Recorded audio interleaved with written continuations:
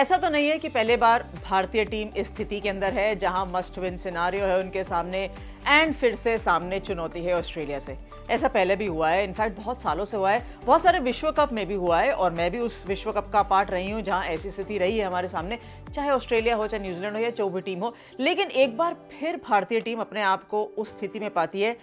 जो है ना, एरा फर्क है, जो समय है वो फर्क है और जो फॉलोइंग है वो बहुत फर्क है। अब ये समय है कि बहुत सारे लोग भारतीय टीम को फॉलो कर रहे हैं और वो ये देख रहे हैं कि पहला मैच जो न्यूजीलैंड के विरुद्ध हारी थी ना, वो निराशाजनक जो प्रदर्शन था वहां से निकलकर ऑफ कोर्स श्रीलंका पाकिस्तान से जीते, लेकिन क्या ऑस्ट्रेलिया के सामने वापस वो स्पिरिटेड परफॉर्मेंस दे सकती है भारतीय टीम? क्या भारतीय टीम वापस मैदान में जाकर थोड़ा सा स्लाइटली स्लोअर पिच पे ऑस्ट्रेलिया को चुनौती दे सकती है, ऑस्ट्रेलिया को हरा सकती है? अभी तक के विश्व कप को देखते हुए तो ऐसी कोई टीम नजर नहीं आई जो ऑस्ट्रेलिया को चुनौती दे पाई हो।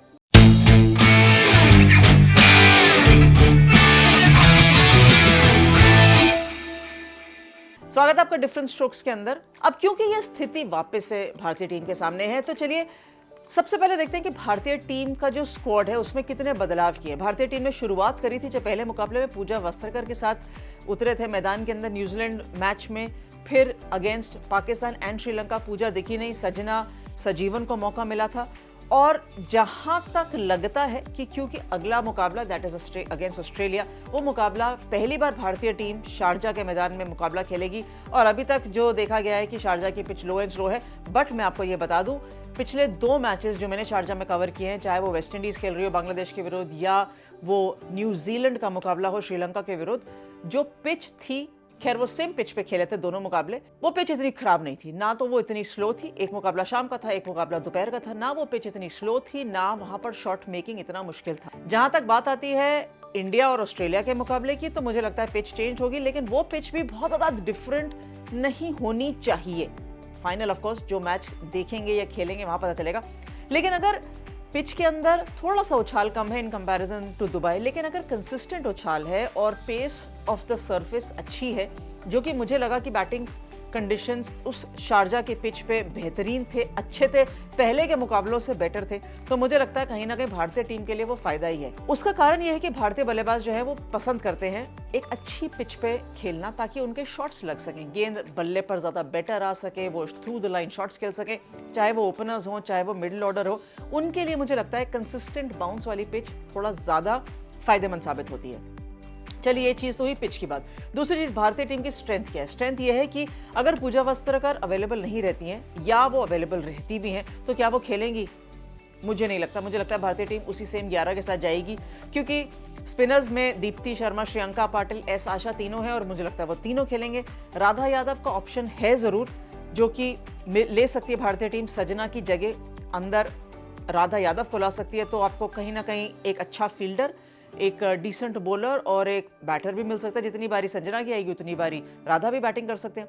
ये थॉट हो सकता है, पर मुझे अगेन लगता नहीं है कि कोई भारतीय टीम बदलाव करना चाहेगी। जिस तरीके से चल रहा है वैसे ही चलेगा मुकाबला। अब आती है बात कि क्या ऑस्ट्रेलिया की स्ट्रेंथ है। देखिए, ऑस्ट्रेलिया का कप्तान अलीसा हिली चोटिल हो गई थी, तो वो बाहर जाना पड़ा। अब उनकी जो काफ की इंजरी है वो कितनी ज्यादा हील हो चुकी है, या कहें कि क्या ऑस्ट्रेलिया रिस्क लेगा उनको खिलाने का, ये सवाल है। मुझे लगता है कि अगर थोड़ा सा भी रिस्क है ना, तो वो नहीं खिलाएंगे अलीसा हिली को।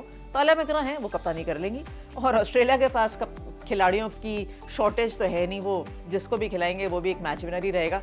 लेकिन अगर अलीसा हिली खेलती हैं, टेला वेलेमिंग जो पिछले मुकाबले में इंजर्ड हो गई थी, उनकी जगह अगर वो इंजर्ड नहीं भी होती, तो मुझे लगता है कि ऑल्दो आई डू होप कि वो ठीक ठाक हो, नहीं भी होती तो मुझे लगता है ग्रेस हैरिस अंदर आ ही जाती शारजा की पिच पर या मैदान पर, क्योंकि अगेन स्पिन का ऑप्शन मिलता है और एक अटैकिंग बैटर है, क्योंकि ग्रेस हैरिस मिडिल ऑर्डर में कंट्रीब्यूट कर सकते हैं। सो इंजरीज के अलावा ऑस्ट्रेलिया टीम, मुझे नहीं लगता कि ग्रेस हैरिस के अलावा बहुत ज्यादा बदलाव करेगी, अनलेस अलीसा हिली नहीं खेलती। तो ऑस्ट्रेलिया के ऊपर पार पाने के लिए ऑफ कोर्स पहले चीज चाहिए बिलीफ कि आप ऑस्ट्रेलिया को हरा सकते हैं, जो इंडियन टीम में है।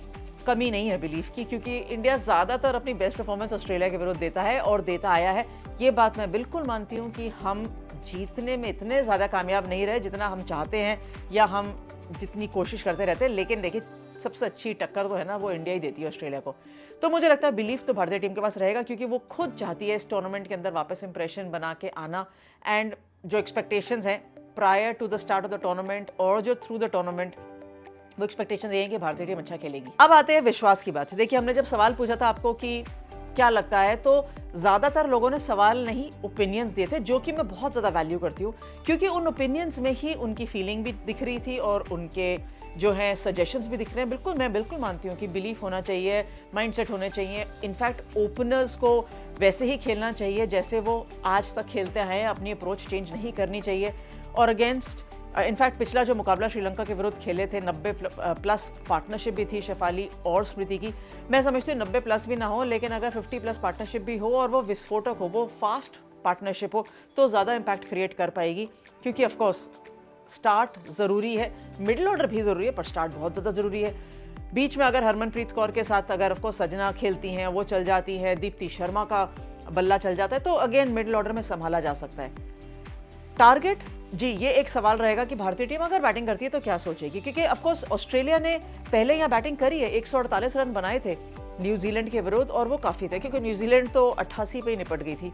लेकिन इस पिच पर रन ज़्यादा बन सकते हैं, क्योंकि शाम का मुकाबला रहेगा, तो ऑफकोर्स कंडीशंस ऐसी रहेंगी कि भारतीय टीम रन ज़्यादा बनाने की उम्मीद कर सकती है। जहां बात आती है टारगेट देने की, जैसे ऑस्ट्रेलिया ने ऑफकोर्स न्यूजीलैंड एक अच्छा टारगेट दिया था, 148 रनों का टारगेट दिया था, हालांकि 88 में सिमट गई थी न्यूजीलैंड की टीम। लेकिन क्योंकि भारतीय टीम और ऑस्ट्रेलिया टीम सेकंड मैच खेलेगी इस पिच पे, जिस पे मैच रहेगा कल, उस पे पहला एक मुकाबला हो चुका होगा, तो हो सकता है थोड़ा सा वेयर एंड टेयर हो, थोड़ा सा जो है इतना बढ़िया गेंद बल्ले पर ना आए। लेकिन वो डिपेंड करता है कि जो पहला मुकाबला खेला गया है उस पर कितने रन बने और कितना वेयर एंड टेयर पिच पे हुआ है। तो हो सकता है कि 150, 160 के आसपास का टारगेट एक कंपेटिटिव हो। हालांकि मैं समझती हूँ कि अगर भारतीय टीम पहले बैटिंग करती है और 160 बोर्ड पर डालती है, तो इसका मतलब ये नहीं है कि भारतीय टीम के लिए आसान रहेगा, क्योंकि ऑस्ट्रेलिया के पास क्षमता है उस टारगेट को चेस करने के लिए। अगर इंडियन टीम रन बना सकती है तो फिर ऑस्ट्रेलिया भी चेस कर सकती है।